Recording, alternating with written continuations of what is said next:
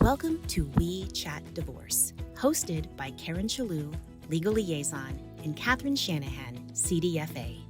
Each episode, we sit down with divorce professionals and industry experts to provide insights and frank discussions about real people, real situations, and real divorce to help you achieve your best life post-divorce. This episode of We Chat Divorce is brought to you by My Divorce Solution, offering divorce financial planning so clients can secure the divorce settlement they deserve. Visit mydivorcesolution.com to request access. Welcome back to We Chat Divorce. I'm Katherine Shanahan, your guru of creative financial options, here to help you protect your future with confidence and clarity. And I'm Karen Shalhoub, legal liaison and fierce protector of your wallet. If your ex antics have been draining your energy and your bank account, then today's episode is for you. So today, Karen, we're talking about peace over power struggle with a co-parenting through chaos therapist. Mm-hmm. Yeah. So I feel like we've been talking to a lot of parenting experts recently. Yeah. So it's going to be interesting because I feel like in co-parenting, over 50% of them, it's chaos, right? Yeah, it is. And a lot of disagreement and then not understanding how everything works. And then that just layers on, layers on. And, I also find that parents can sometimes have discussions with their kids very specific to finances that really is not helpful or even uh, Appropriate. appropriate. It's a great word. Mhm. Yeah. And Yeah, that's tough. it's really tough. And I know that, parents think that their kids, especially if it's teenagers or older, should be their best friend. And Hmm. we forget that we're not their best friend. We're at the end of the day, we're still their parent. And so is their other spouse. I mean, you had their other spouse, your ex-spouse to be. That's never going to change. So you need to get a best friend and not use your kid as your best friend. I know even me personally, I can remember one time my daughter saying to me, Mom, like, don't tell me that, or stop. Like, she didn't want to hear some of this stuff. And I thought, whoa, okay. You know, Yeah. that was an eye awakening experience for me. Hmm. And I quickly realized my kids were really young when I went through my divorce, but I quickly realized that they could complain about their father all day long on repeat. But the moment I had anything negative to say, anything, it was not received very well Oh, at oh all. gosh, that's so true, Karen. Yeah, I think that's what I did too. Yeah. I just learned quickly to just not engage. I would let them talk, and I learned to just say, "You know what? We're going to be okay. We're going to get this done. I'm sorry you're going through that, but let's, I don't know, go on a hike or go on a walk or something and do something else." Because That we weren't best friends then. We would have been on speed dial. Oh my God. All right, well, let's hear what she has to say. All right, and we're here welcoming Dr. Tara Egan, someone who's been helping families find calm after the storm. Tara is a licensed clinical mental health counselor and the owner of Egan Counseling and Consulting in Charlotte, North Carolina. With more than 2 decades of experience, she's been a guiding light for children, teens, and parents, especially those navigating the challenges of separation and divorce. Dr. Egan specializes in co-parenting, counseling, parent coordination, and reunification therapy. And today she's going to help us unpack how parent coordination can be a game changer, saving families stress, emotional strain, and even legal fees. Tara, welcome to We Chat Divorce. We're thrilled to have you here. Oh, thank you so much for having me. Course. Very much looking forward to the conversation. But before we dive in, I'd love for you to share a little bit about your story. What led you to this work? How did your practice evolve to focus on supporting families during and after divorce? Absolutely. So I originally started as a school psychologist and was working in schools. And, obviously, as any school professional can attest, there's so many kids who walk through the school doors coming from families who are experiencing separation or divorce. So you kind of just, naturally have that interaction with these families. And as a school psychologist, you are working typically with children who exhibit some sort of specialized learning need, and the parents need to do their best to collaborate to plan for their child's education. And so there was times where there was a difference of perspective between parents as far as how their child should be supported. And so that's like a really, like early taste in my career of like where parents who have struggled to co-parent together can have a significant impact on a child's well-being. Over time, I went through my own divorce. I experienced what would be termed a high conflict divorce, and this was now 15 years ago. So it's a long time ago, thankfully. And I, have naturally had compassion going through that myself and seeing what kids were faced with. And as I left the school system and started opening, my own private practice, and then of course I worked with children and teens and of course, their parents too, and saw the high percentage of kids who are faced with this. And sometimes it was parents who weren't separated or divorced, but kind of had a degree of conflict in their relationship that kids really couldn't escape from because they lived full time with these parents in the home. And so over time, I started seeking out training. I would connect with colleagues who had experience in it. Several years ago, I did additional training to be what's called a parent coordinator in North Carolina, where even though my training and background is as a therapist in a parent coordination role, you are not a therapist. You are an extension of the court system, and you are supporting parents and following their custody agreement and helping them make decisions if they disagree or if something is really vague in an agreement and a decision needs to be made rather than waiting weeks or months and sometimes on occasion even years to get a spot in the courtroom in front of a judge. In a parent coordinator role, you can support parents and you can actually make rulings so that they can move through the day-to-day decision making that needs to occur for kids and keep them out of the court system and minimize their requirement or the need for them to keep attorney on retainer. So my role is really fleshed out over the years to include not only counseling with kids and families, but also doing co-parenting work in like a therapeutic modality of it falls into the category of therapy, and I'm operating as a therapist, to doing co-parenting work under the umbrella of parent coordination, which is not a therapist role, but there's a lot of connection points in that type of work.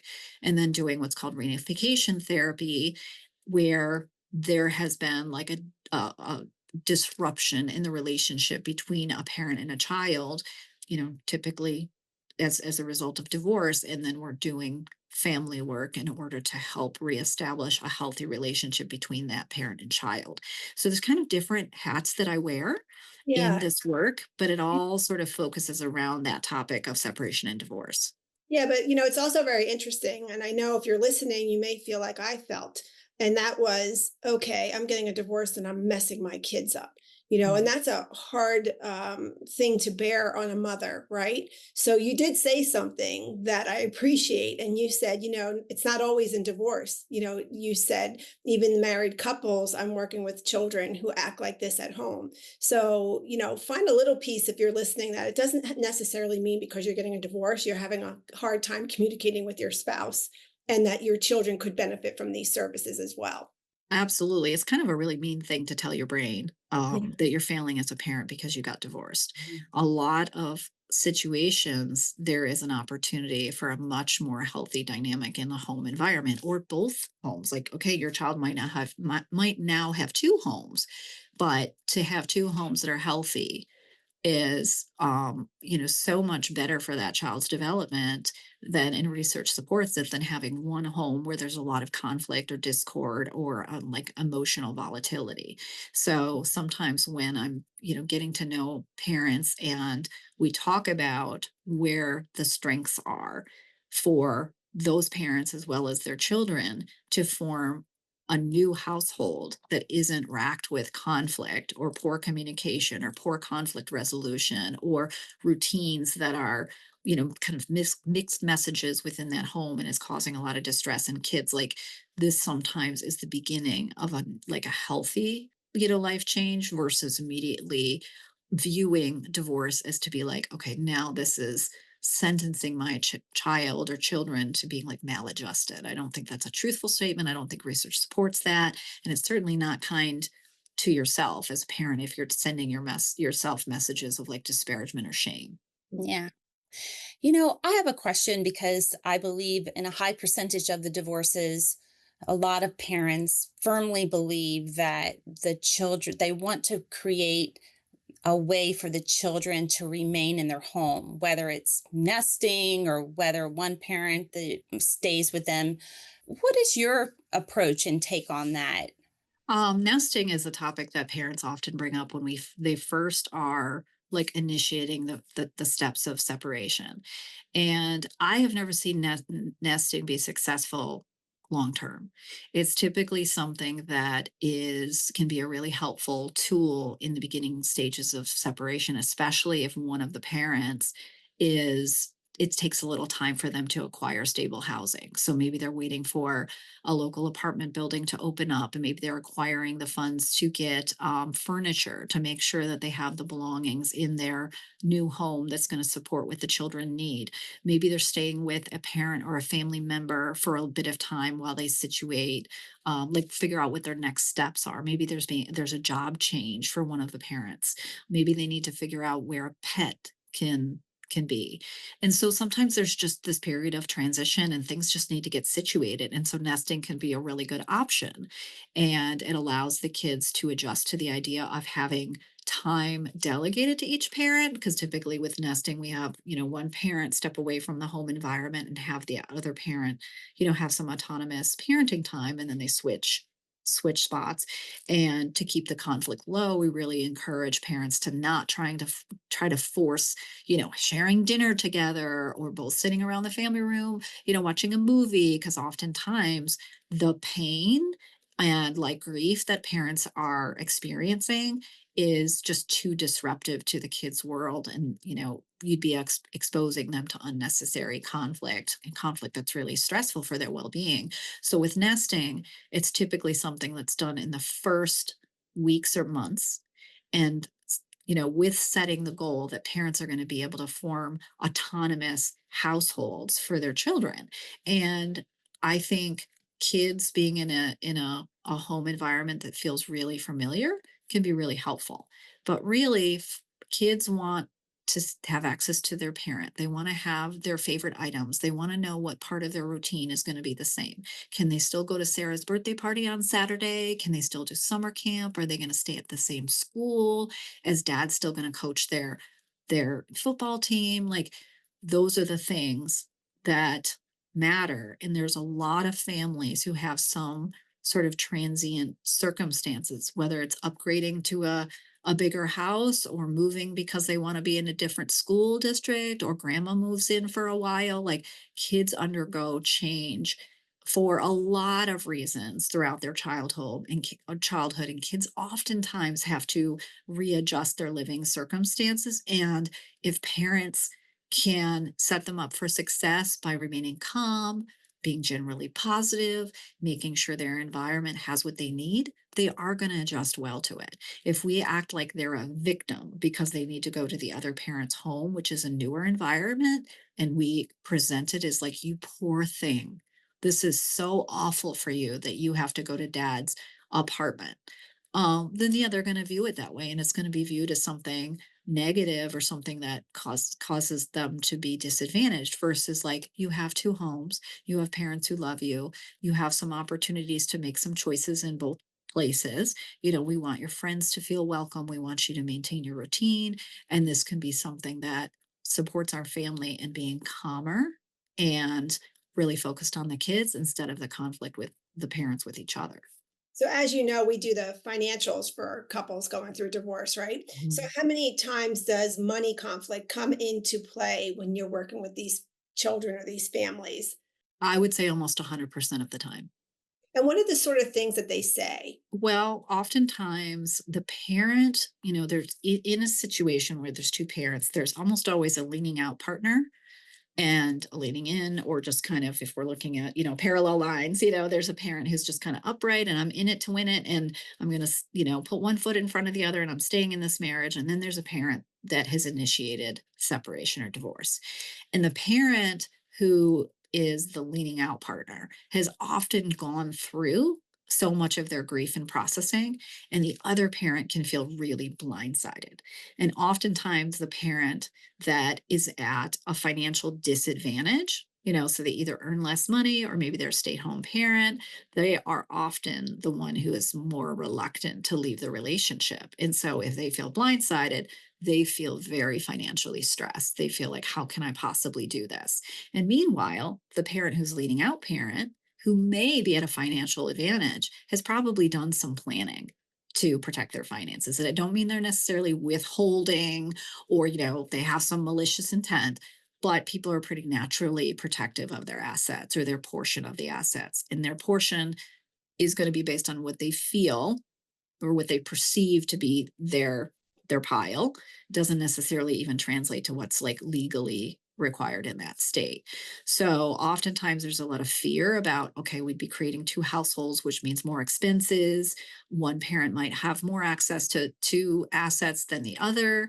So there can just be so much fear and panic about that. And so it's like you're in this torment. Well, on the one hand, you might need some time and space to grieve the ending of this relationship. On the other hand, you're feeling extraordinarily fearful about your own financial stability or housing stability.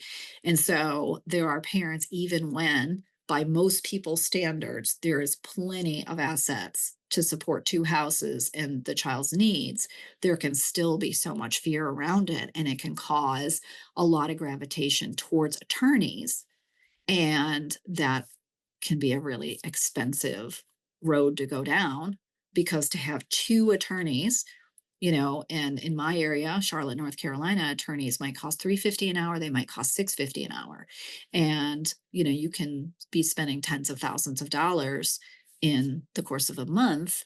And you might be spending more money in legal fees than you even have in assets.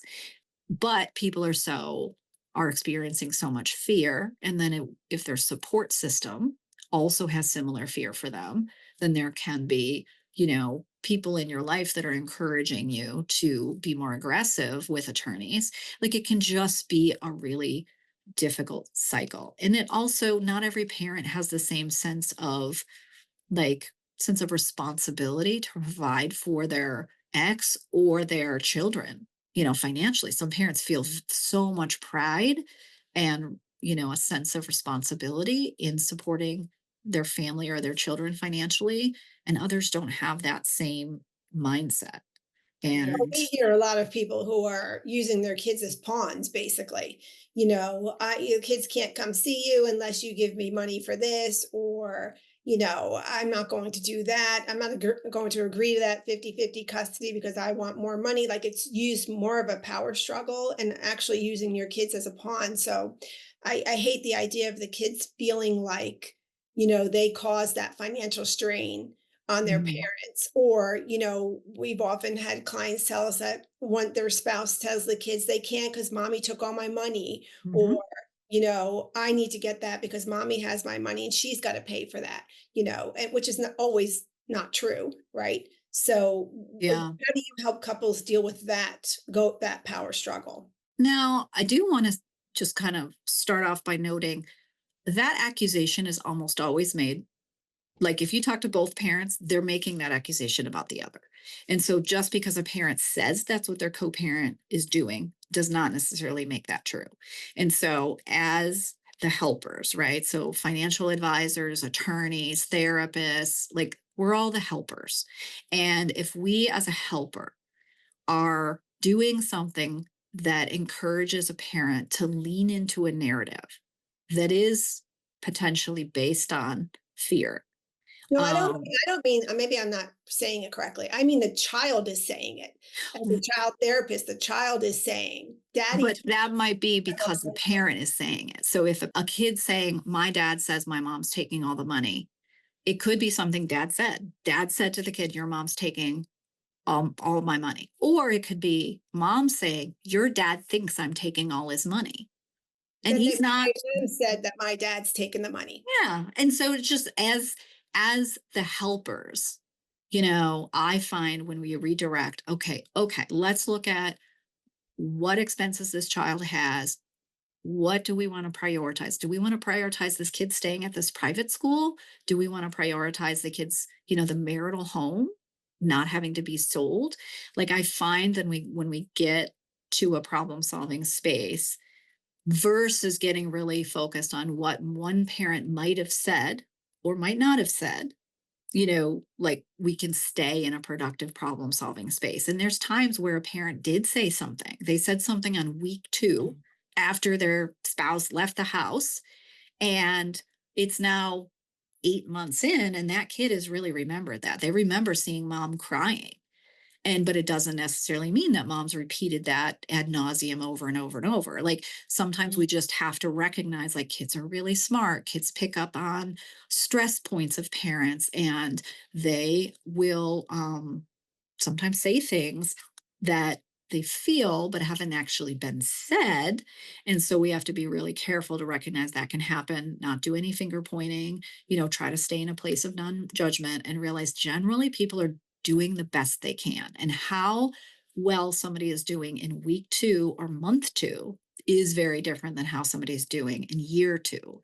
And Yeah, I so, guess I'm more concerned about, and what's often asked to us is, how do you respond to your child when they say that? So if my okay. child said that to me, I would have said, well, that's daddy's opinion, and that's something daddy and I will talk about. That was my response. So Yeah. I don't Yeah. know if that's the right Deferring. response. So what is the right response if your child is saying, because you don't want to say your dad's a liar, or that's not Yeah. true, or oh no, I didn't. Like there's not, you shouldn't come from a defense mode, is what I'm Yeah. guessing. So what are the tools that you would give to parents who are faced with that? Because we hear that often.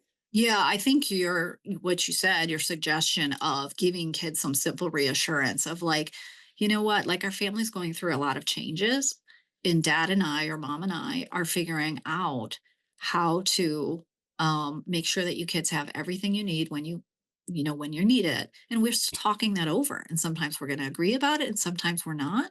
But like, we got you, like we're always going to take care of you.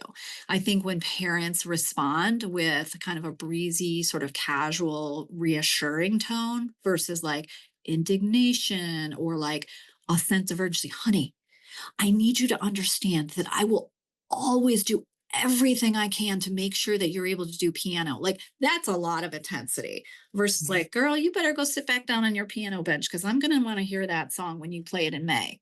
Like my ears are ready to be hearing some fantastic piano. And like, that's going to be reassuring versus, I mean, because parents will be like, I reassure her over and over and over. And I'm like, well, that intensity you're bringing to the interaction might actually be creating more stress in her versus being able to be lighthearted.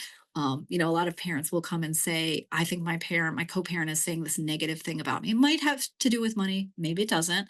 Or, I think my co-parent's saying something about my new partner.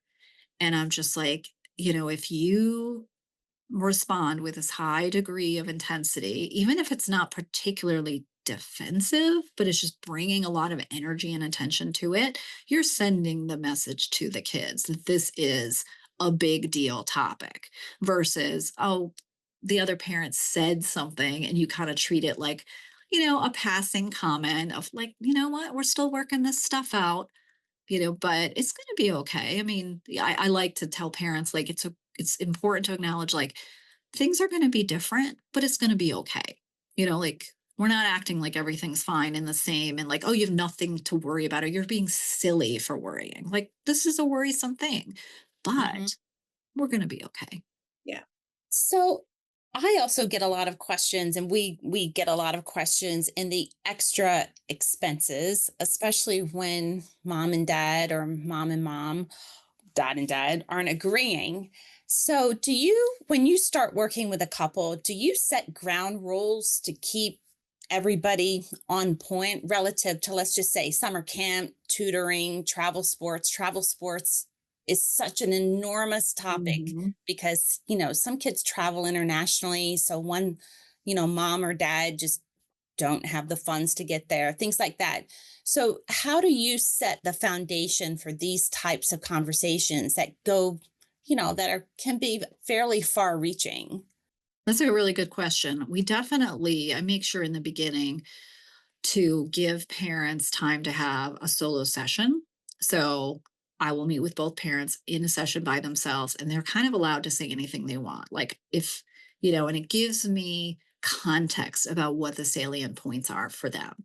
So if they feel really passionate about a certain topic, especially on behalf of their kids, or they want to give me context that would be helpful for me to know and not be interrupted by the other parent or feel judged by the other parent, like they have time to do that. Now, I'm kind of asking them to trust in me that I'm not going to just be like influenced or swayed or triangulated by the other parent. Like, we talk about my level of expertise and how I want parents to be able to say their version of events, and knowing their version of events is helpful context for me to have. So first we kind of start out by parents being able to sort of purge and tell me all the things they want to tell me that they feel like they want me to know, because they are also more likely to respond to my suggestions or recommendations if they feel like I have the background. Because if they're like, well, you don't understand, you don't know how he was or how she was, and I make a suggestion, it can appear very like tone deaf. So when they know that I know their perspective, that can allow them to lean into suggestions. So as far as ground rules, we first start out with those solo sessions. We talk about like kind of the rules of effective communication. There is a licensed clinical social worker named Bill Eddy, and he wrote BIF, so brief, informative, firm, and friendly. That's strategy and communication. So oftentimes that is one of the resources that I pull out from the beginning and give them some basic education about like what that looks like. Sometimes we put boundaries around things like them using a co-parenting app like Our Family Wizard versus doing texting, or them trying to have a conversation in the driveway while the kids are there. So there's different strategies that I give psychoeducation and kind of set some ground rules around in the beginning so that we can set the stage for success. And then when it comes to more nuanced conversations or like topical conversations, like there's a difference between having the money and choosing not to use it this way versus you just don't have the money. Like, now that we have two households, international travel may not be accessible, and it doesn't mean that parent is a jerk. Like, things are going to change in this family dynamic. And if you present it to your kid is, well, your dad just won't pay for this anymore. He doesn't even, care about us. He left us, versus, hey, our budget's going to look different. And sometimes parents, we talk about like, is this a kid who's really invested in this? As they're growing and changing, and maybe they're becoming more social, or maybe now they're living half of the time on a different part of town that causes them to have access to different things, interests. Like, we want to be able to grow with the kids. And sometimes the reality is there's going to be an opportunity that isn't there anymore because family circumstances have changed. And once again, if it's presented to the child as they are a victim, they are suffering, this is their parent letting them down, this is terrible, Mm. versus like, hey, things have changed. And like, kids aren't necessarily entitled to do international travel. Like, that isn't required to have an upbringing that's filled with opportunity and enrichment. But parents also, sometimes we have to figure out like, what are your priorities for, if one parent's like, maybe they played college sports, and so their kid having access to a really elite team is such a high value for them. And maybe the other parent's like, this isn't going to be where I'm going to prioritize my resources or money. Sometimes like their final agreement reflects that. Like, kid will be like, parent A will give consent for the child to do this activity, but they're only responsible for 20% of the cost. So That whose job might is be. it? Whose job is it too? And how do you determine what's the parent if they can't afford it? What's the parent that has to tell the child that, listen, it's just not in our budget anymore? Because I know if you're listening, you're the one that says, I do it all. I tell them all. Like, why can't my spouse tell our child we can't afford it anymore? Well, one thing that we have to learn really quick in this process is we can't control what our ex-spouse does. All we can control is how we communicate with our kids. And so to say, well, why isn't he or why isn't she the one who's doing that? Like, this is not a person who's has a history of being emotionally responsive to you. They're not suddenly going to become an emotionally responsive person after you've split up and he or she feels you've taken at least 50% of their assets. Like, that's not a realistic ask. So ideally, we have parents who are working with a co-parenting therapist or their individual therapist or child-based, some helper that can give some advice. And both parents agree to what the communication is going to be to the child. Obviously, we can't guarantee that. And just because your co-parent communicates in an unhealthy or toxic way doesn't really give any kind of justification for you doing it. Kids can tell you later on, after they've gotten older, that they remember the parent who was gracious and had dignity. It doesn't mean that you have to have toxic positivity or mislead, pretend your ex is fantastic at something that they're not. But there is definitely softer ways or more gentle and child protective ways to convey things, to say, hey, dad and I have to come to the decision together, and we both have to agree that you're going to do travel soccer.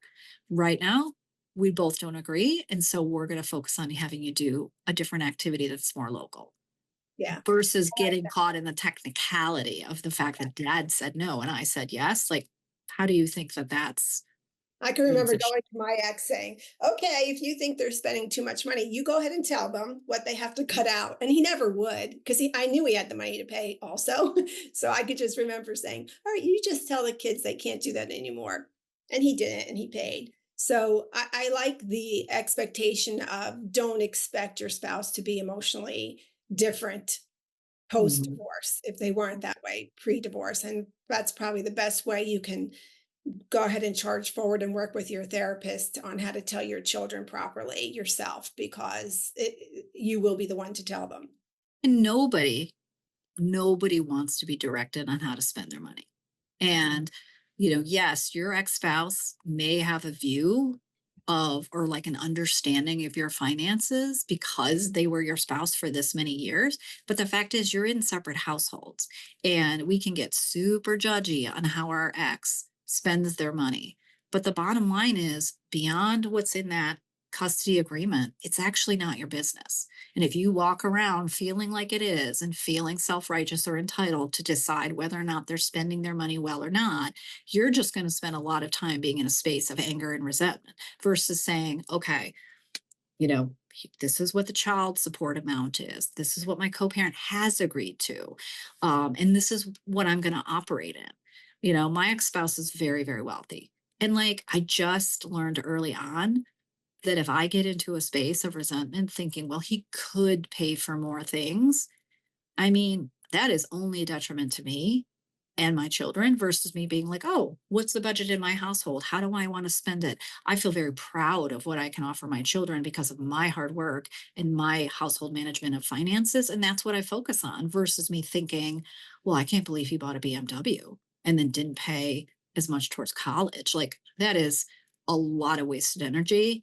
And you also don't really know what, I mean, you can have an ex who's supporting his parents financially. You can have, maybe they have gambling debt. Like, I don't know, but like, we don't really know the choices they're making and whether or not, I mean, you just can't get steeped in judgment. It is only harming you. Yeah.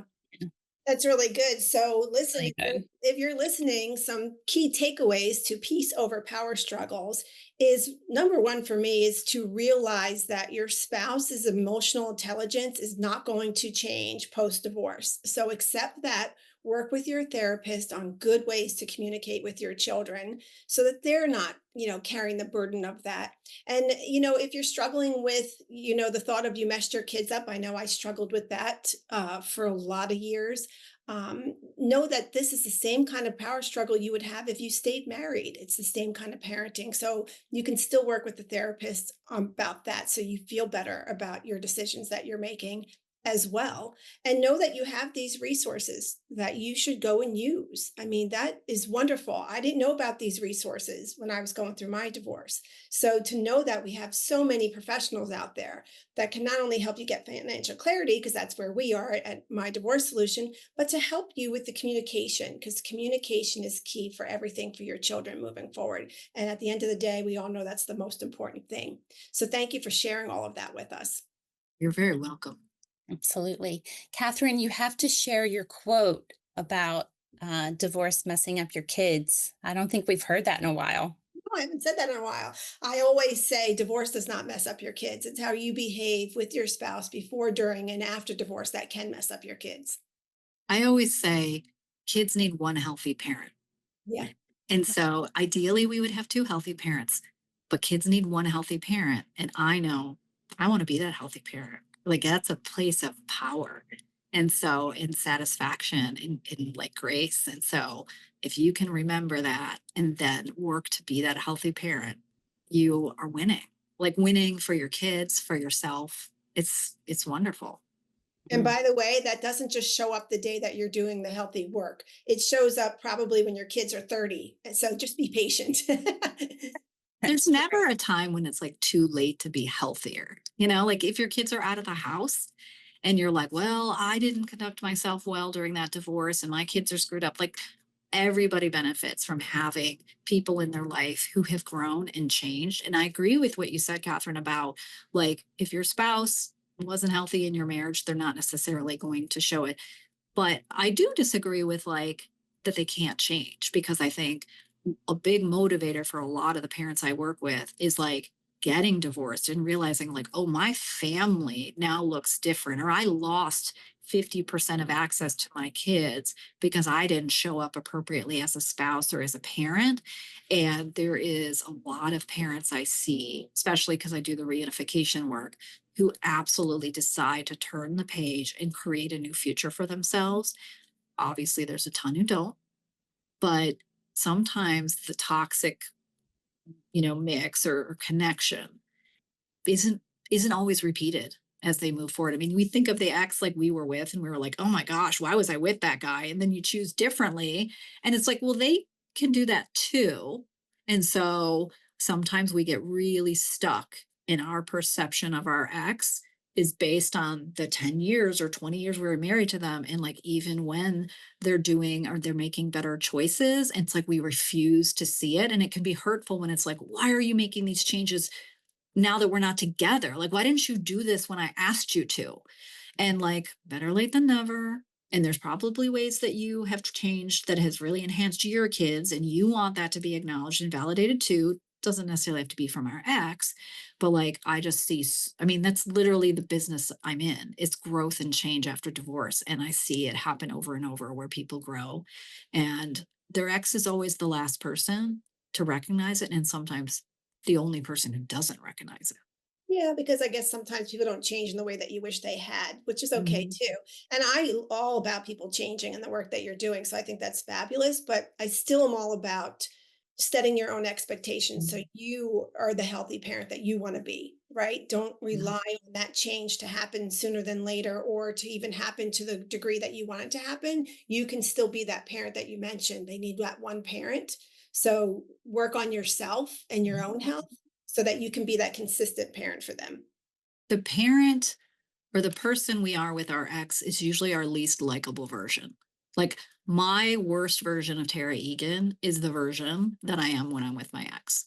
And I would guess that it's the same for him. And so everybody else in the world gets a shinier version of me than him.